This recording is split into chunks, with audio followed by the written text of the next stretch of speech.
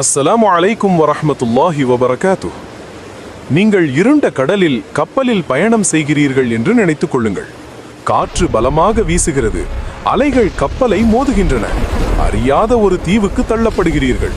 அங்கே அமானுஷ்யமான நிகழ்வுகள் நடக்கின்றன.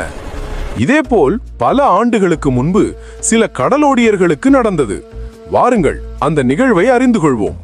ஒரு நாள் நபி ஸல்லல்லாஹு அலைஹி வஸல்லம் அவர்கள் மக்களை ஒன்று திரட்டி கூறினார்கள், தமீம் அத்தாரி எனக்கு தஜ்ஜாலை பற்றி ஒரு செய்தி கூறினார்.